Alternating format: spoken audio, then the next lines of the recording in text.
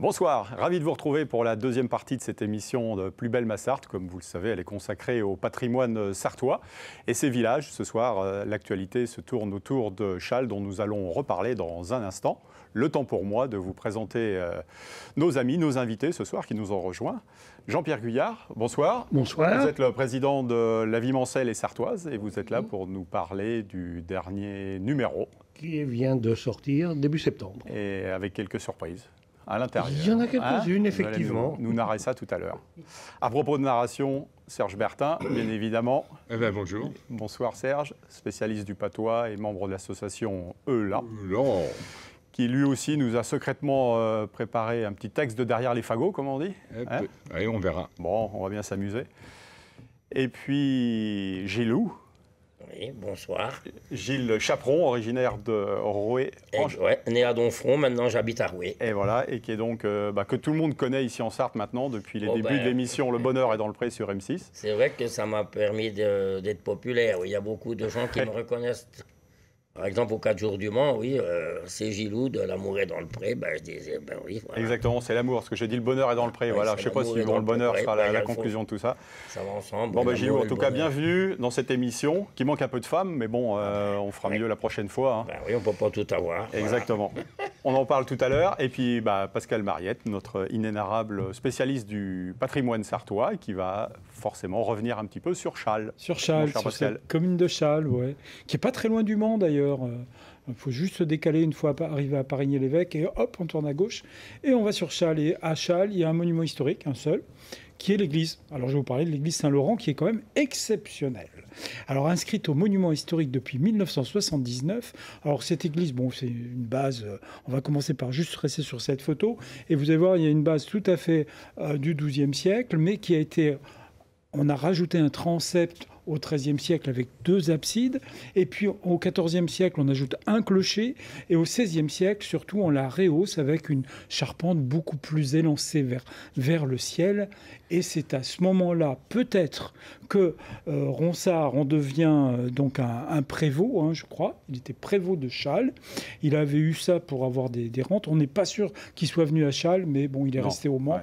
Mais on lui finançait des rentes, un peu comme Rabelais sur Saint-Christophe-du-Jambet dans le Nord-Sarthe. C'est un petit peu la même histoire. On les finançait, c'était des artistes. Alors, c'est presque du mécénat. Nommé par l'évêque du Mans, je crois. Nommé par l'évêque du Mans, ouais.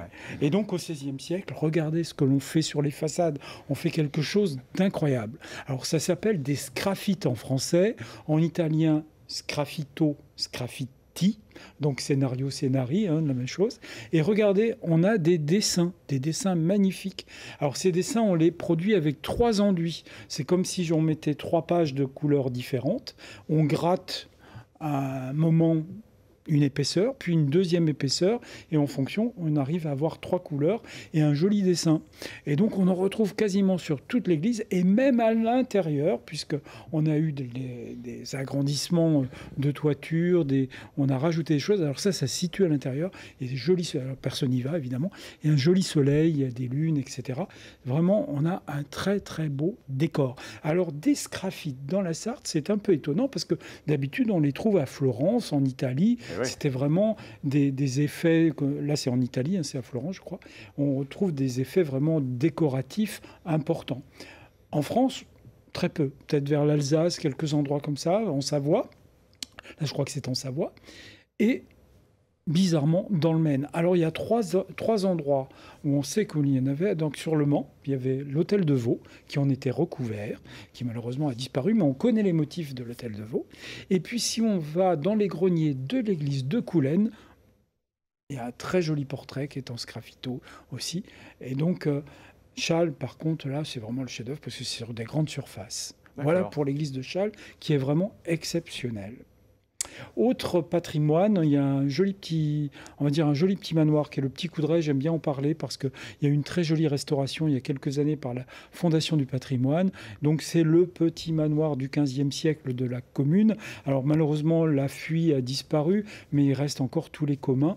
Il reste encore les étables, les granges, écuries, sous à cochons, etc. Mais on est sur un joli petit patrimoine et je sais que le propriétaire l'ouvre de temps en temps, lui-même de souvenirs, est membre de la Fondation du patrimoine. Autre élément du patrimoine, c'est la mairie, parce que j'aime bien parler des mairies quand elles ont une architecture un peu particulière. Alors évidemment, là, on est sur la première, sur le petit château, ce qu'on appelait le petit château, ce n'était pas la mairie. Donc on est vraiment dans la maison balnéaire, on est presque à la Baule, la Baule des Pins, où on est sur ces maisons. C'est une maison qui a été construite en 1890. Donc on a une jolie aussi architecture. Il ne faut pas l'oublier, cette architecture, il faut la conserver. Et en ville du Mans, on en a aussi beaucoup de ce type de maisons dans les quartiers dits bourgeois de la ville, si on va du côté du boulevard Négrier, par là, rue Gambetta, etc.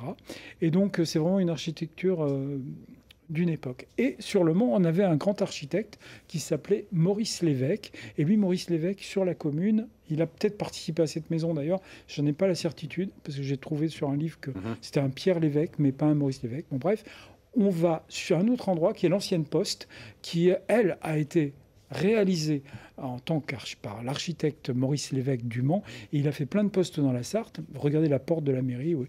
On est vraiment dans l'art nouveau. C'est vraiment, on est dans cette décoration très luxuriante avec évidemment des briques, du métal, des linteaux sculptés en pierre encore. Et on va sur la poste. À la poste, c'est plus d'économie. On va utiliser davantage la brique et moins la pierre. Mais regardez cette petite poste. Et bien des postes comme ça, vous en trouvez un peu partout dans la Sarthe encore, qui ne sont malheureusement plus utilisés comme postes. Mais je pensais à Spey, je pense peut-être qu'elle a été rasée, mais à Sougé-le-Ganon, je vous en ai parlé, etc. Et c'est des postes souvent signés Maurice Lévesque, comme la plupart des maisons, si vous allez rue des Chalets au Mans, où il a eu énormément, il a produit énormément, et celle-ci a été réalisée en 1909. Voilà Maurice Lévesque, l'architecte manceau du 19e siècle. Là, c'est des maisons, des maisons de la rue des Chalets, de souvenirs. Oui, ça doit être c'est le quartier au-dessus des Jacobins, pour ceux qui ne connaisseraient pas, le côté du boulevard Négrier, tout ça. Tout à fait. Bon, merci Pascal, parce que l'heure est venue de l'énigme Pascal. Oui. Alors c'est mon... Alors, l'énigme du jour, c'est Chasles. Alors, il faut savoir que la commune de Chasles est traversée par 3 cours d'eau. Alors il y a le Naret que tout le monde connaît parce que c'est une commune assez connue. C'est un cours d'eau assez connu dans la Sarthe. Il y a le Vivier et la Hune. Et à Chasles, c'était l'une des communes de la Sarthe où il y avait le plus grand nombre de moulins à roues donc sur ces cours d'eau. Et donc je vous propose de deviner combien ils étaient ces moulins. Alors 8 pour la solution A, 12 pour la solution B ou 16 pour la solution C. C'est déjà des gros chiffres, on peut dire, parce que 8 déjà, 8, c'est incroyable pour une commune, peut-être compter le double d'habitants. Bon, Serge, une petite idée, on va dire au pif, quoi, sûrement. Moi, je dirais entre les deux. Au mi-temps, 12, mais c'est sûrement pas vrai. Une douzaine. Une douzaine. Jean-Pierre, vous qui connaissez bien Charles. 12, ça fait beaucoup. Moi, je dirais 8. D'accord. Je suis plus modeste. Gilou, s'il y a beaucoup de cours d'eau, moi je pense aussi, pourquoi pas 12 alors c'était 8. Bon, voilà. On a joué un petit peu. Alors, déjà, sur la photo à côté, il y a quand même des moulins. Il y en a quelques-uns qui ont disparu, qui sont en ruine. Et donc, il y a des moulins qui sont restés, qui sont aujourd'hui des gîtes et chambres d'hôtes. Je vais vous citer celui de Champion et de Bégaud, qui sont des moulins où vous pouvez aller passer une nuit, ou plusieurs nuits d'ailleurs, ou passer un séjour. D'accord. Écoutez, merci pour cette information. Merci. Et puis, je pense que de nombreux téléspectateurs auront peut-être le souhait, le désir de se rendre à Chasles pour découvrir ce charmant village. Ah oui, il faut y aller. On vous l'a dit, à 20 km à peu près du Mans. Et il y a de très beaux circuits de randonnée tout autour. Parfait. Merci. Sans transition, on va passer au patois. Alors, le père Serge, quoi de neuf? Alors, quel nœud à nuit, vous devriez dire. À nuit, en ces temps compliqués, où dans nos campagnes, un peu partout en Europe et dans le monde, rugissent de féroces soldats, où dans notre pays, même s'échangent des phrases assassines et des injures, j'aimerais, dans ce monde un peu boussaché, c'est-à-dire un peu compliqué, apporter un peu de douceur et de fraîcheur. Aussi, je voudrais vous parler de deux événements apaisants, de ces événements qui font chaud au cœur, de ces événements qui fleurent bon, la bonne entente, la connivence, bref, la force tranquille de la fraternité portée par le patois. Bon, venez rapidement à ces deux faits. Je suis impatient de découvrir ce que vous allez nous raconter. Pas si bien dire. Attendez, le premier fait, vous êtes impatient, on va voir. De les découvrir, on va encore mieux voir. Le premier fait, c'est la sortie d'un ouvrage en patois, conçu par l'association Eulan, rédigé par une trentaine d'auteurs, femmes et hommes de Sarthe, et édité par les éditions Libra Diffusio. C'est ce petit ouvrage, notre livre bleu, que je suis heureux ce soir solennellement de vous remettre. Merci mon cher, merci de cette remise de recueil. Oui, au total, il y a plusieurs dizaines, je ne vais pas donner le nombre exact, vous les compterez tout à l'heure ou par la suite, des textes amusants, nostalgiques, d'avant-garde, des textes émouvants. Et tout ça, c'est accompagné, pour les gens qui ne connaîtraient pas bien le patois, de définitions des mots discrets mis en marche. Bref, c'est lisible par tous et par toutes. Je vous conseille de les lire à voix haute. Mais vous aurez là la saveur de notre pays, le pays de la douceur. Et le second fait? Voilà, je l'attendais celui-là. Eh bien, toujours sous le signe de la bonne entente. Je voudrais évoquer ce soir un rassemblement auquel j'ai eu le privilège d'assister il y a quelques semaines, lorsqu'un copain à moi, je le dénonce, il s'appelait Serge Vallée, les Serges d'ailleurs, en général, c'est pas mauvais, hein, et le Serge Vallée, eh bien, il a cette particularité dans son petit village du sud de la Sarthe de collectionner du matériel agricole. Et là, il avait rassemblé une bonne vingtaine de ses amis, et il nous a offert ce privilège de découvrir son matériel agricole, une véritable petite exposition du patrimoine rural. Et là, il y avait un peu de tout. J'y ai découvert tout un tas d'objets anciens dont j'aimerais vous parler. Il y avait d'abord une balance, et au pied se trouvaient des pots à lait. Et sur le côté, haut comme ça, large comme ça, un boussiot. Un boussiot, on dit parfois un boissiot. De qu'est-ce que c'est un boissiot? Il progresse. De qu'est-ce que c'est qu'il a dit, c'est bon signe.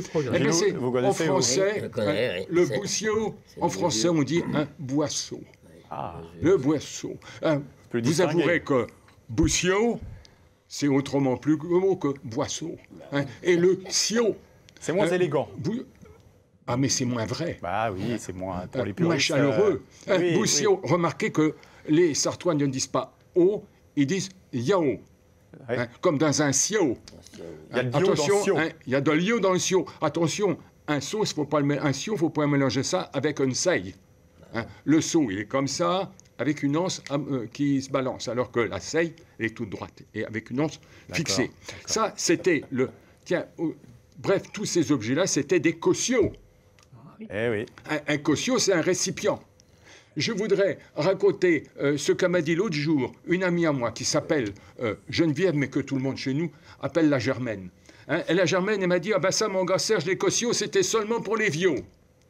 Du lait pour les veaux. J'ai dit point non tout. Parce que les cautions, nous, on mettait point forcément du lait, mais on mettait quoi donc? Du vin? De tout.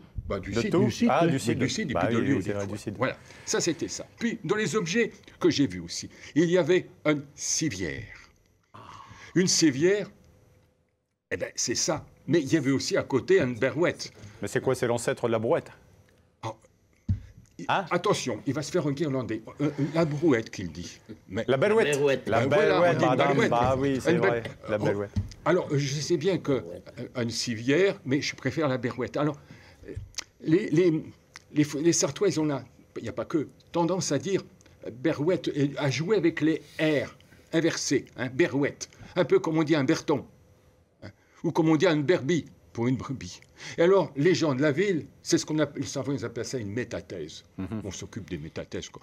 On vire ça, mais les gens de la ville nous disent, mais de la grande ville, oh, les Sartois, ils parlent mal le français, le patois, c'est du français déformé. Eh bien non, messieurs, dames. Et ici, solennellement, je vous dis que berbie, c'est plus proche du latin. En latin, c'est berbie, et le vieux français, c'était berbie.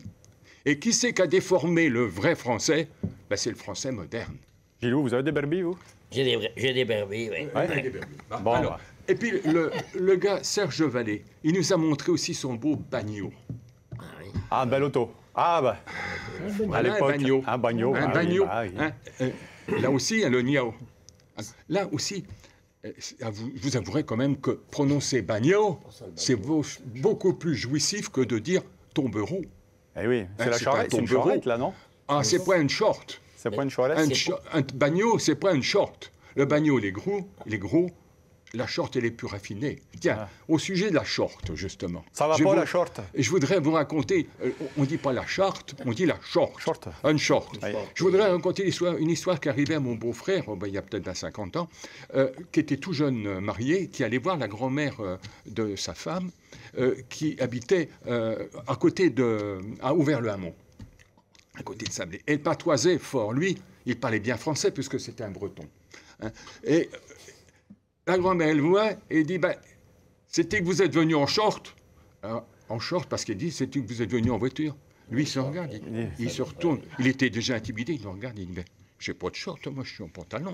Il n'avait pas compris un short, c'est comme un short. Et puis, pour en finir, quand même, il faut qu'on en définisse cette notre affaire. Le gars Serge Vallée nous a fait découvrir, étalé devant nous, tout un tas de demoiselles. Des demoiselles qu'on pouvait toucher, qu'on pouvait caresser. Roulement de tambour, de quoi C'était des instruments aratoires pour gratter la terre. Un peu comme ce petit hercillon qu'on va voir dans un instant en bois. Ça, c'était des demoiselles. Chez nous, les demoiselles, on les appelle comment? Des femelles. Ah, des femelles. Voyons. D'accord. Bref, tout ceci pour évoquer cette belle virée qu'on a eue chez le gars Serge Vallée, qu'on appelle, nous, une bonne corvée. Une bonne corvée, c'est pas forcément là où on est mauvais, c'est une bonne sortie. Une bonne virée qu'on a eue. Virée. Et on a remercié le gars Serge Vallée avec sa petite jument. Il nous avait montré comme ils sont mignons. Et puis, un jeune gars qui montre que la génération nouvelle, elle défend aussi. Là, le jeune gars... Puis le gars Serge Vallée commence à avoir un petit peu... Il est un peu boyeux, je vois ça de profil. Bref, ça a été une bien bonne corvée, où qu'on a eu Tertou était Benaise, ben du co et ben du queue. On voit tout ça, que vous avez passé une bonne journée, vous êtes sous le soleil. Il y avait du soleil, il faisait bon. Vous avez bien mangé, vous avez bien bu, vous avez bien profité. On était bien vous avez bien visité. On était Benaise. Bon, tout ça, Gilou, c'est des lieux qui vous parlent, quoi, forcément. Oui, toutes ces choses-là, vous êtes encore au quotidien, peut-être? J'ai entendu ça, oui. Oui, aussi, pendant le... Il y a de moins en moins à le pratiquer, mais ça dépend où est-ce qu'on va. Les régions. La prochaine fois qu'on fera notre concours de patois, je compte sur vous pour que vous nous fassiez un petit récit en patois, parce qu'en réalité, le patois, c'est l'avenir. Soyez moderne, patoisez. Je pense que... conserver, oui, c'est vrai. Merci Serge, en tout cas, pour cette histoire bien sympa, quoi. Puisqu'elle est bien sartoise, et puis voilà, c'est toujours le genre d'histoire bienvenue dans le contexte actuel. Vous l'avez dit. Jean-Pierre, on aurait presque pu faire l'émission en patois, parce que ce que je vois, tout le monde est capable de tenir la dragée haute. Jean-Pierre aussi. Il a oublié de causer du cassin. Ce sera peut-être pour la prochaine fois. Ça, c'est encore une nouvelle idée, c'est ça? Le cassin, oui. Bon, Jean-Pierre, je l'ai dit tout à l'heure en préambule, la vie sartoise, mancelle et sartoise se distinguent, puisqu'en une, elle affiche un étonnant voilier, comme si la Sarthe était une terre de voileux. Oui. C'est un peu une surprise, quoi. En allant faire une livraison, il y a quelqu'un qui me dit « Votre couverture, elle me choque ». Ah je dis, écoutez, je vous remercie, je suis content, parce que c'était le but. Ça interpelle, c'est ça. Et puis, non, mais on a l'impression... La vie mancelle et sartoise, on a l'impression d'être en vacances au bord de la mer. Je dis oui, j'avais un type avant moi là, qui faisait un petit magazine, il parlait du poids des mots et du choc des photos. Et puis, je dis oui, effectivement. Oui, c'est surprenant parce qu'en fait, ce bateau, c'est le 33 Export qui a fait des courses au large, le tour du monde et ainsi de suite. Et il a été construit à Château-du-Loir. Oui, il y en a beaucoup qui sont surpris en se disant Château-du-Loir.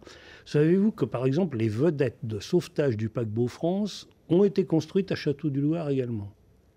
Et d'ailleurs, dans l'article, il y a les essais à Coëmont, là, sur le Loir, où les naufragés volontaires étaient tous voir si ça allait flotter et si on n'allait pas en perdre en route. Bon, c'était les chantiers navals, étaient route de Vasse, je crois. Pour ceux qui connaissent un petit peu. Et aujourd'hui, il n'y a plus rien. On voit sur les images un petit peu cette short qui tracte un bateau là, sur son... c'est ça? Oui, parce que j'ai eu quelques appels téléphoniques en me disant est-ce qu'il reste quelque chose. Je me suis renseigné, il n'y a plus rien du tout. Il n'y a plus aucune trace. La voile, il est question de moto aussi, avec un sujet sur Monsieur Bruno, qui a été quelqu'un d'initiateur, on va dire, la JBB que tout le monde connaît, qui participe à toutes les épreuves d'endurance et notamment aux 24 heures du Mans. Oui, effectivement. Qu'il a créé, c'était un chirurgien dentiste, il est parti, quelqu'un d'ingénieux. Il était chirurgien dentiste, pourquoi? Il voulait faire médecine. Il a peut-être eu peur de s'ennuyer, il était passionné de mécanique. Alors il y a Bernard Hinault qui écrit chez nous, qui est un ancien chirurgien dentiste. Il dit c'est vrai que pour la mécanique, c'est bien, on bricole. Et puis lui, le jour, il soignait les dents, et la nuit, il créait des motos. Et puis il a trouvé un système, notamment de la fourche triangulaire, quelque chose d'assez chouette, qui existe toujours maintenant. Il a démarré avec une Bultaco. Eh oui. Et puis, ça me rappelait des souvenirs, effectivement. Il y a une belle photo, d'ailleurs, de l'école de pilotage sur le circuit Bugatti, où vous avez quand même une belle DS-21, et ça devient rare. À l'époque, oui. Aujourd'hui, c'est vrai que c'est une denrée rare. C'est vrai. De René Levasseur, il est également question. On apprend que c'était un chirurgien accoucheur du XVIIIe siècle. Voilà, peut-être un autre volet que celui que communément publié. C'est-à-dire qu'il n'a pas toujours été, disons, un sujet brillant. Il y a un brave père-curé de Coulan-sur-Gé, mais il ne s'en rappelle plus parce qu'il est venu le voir en disant ça y est, il paraît que je suis amnistié. Il a dit oui, t'inquiète pas, mon vieux. Le lendemain, il a perdu 20 cm. Notamment son Philippot également. Et puis, surtout, il n'a jamais été à l'origine de l'abolition de l'esclavage. D'accord. Il l'a reconnu d'ailleurs dans ses mémoires. Il nous reste un petit jeu, j'ai oublié tout à l'heure, c'est la question du jour, qui est aussi attrait un petit peu au sport. On va en parler puisqu'on est dans le sujet. Tout de suite.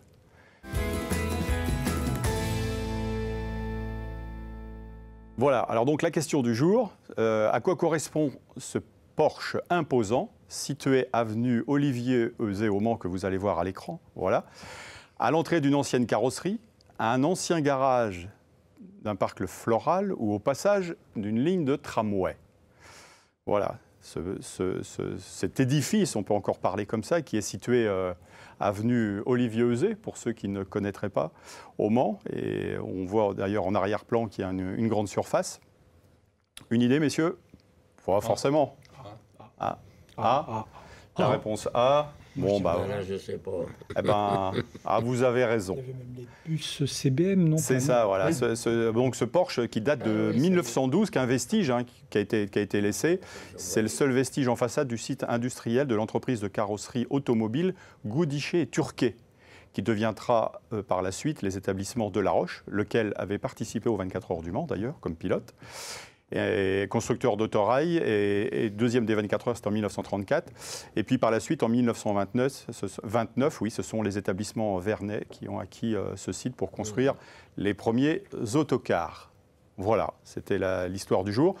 Jean-Pierre, je vous ai coupé. On reste dans le domaine sportif avec Marie Marvin, puisqu'un dossier lui est consacré dans la vie mancelle et sartoise. Oui, et c'est très bien d'ailleurs parce que j'ai eu quelques échos lorsque le stade Marie-Marvin parce que a été baptisé. Marie-Marvin. Il y en a un qui a dit mais ils sont complètement cons, on ne pouvait pas faire un article.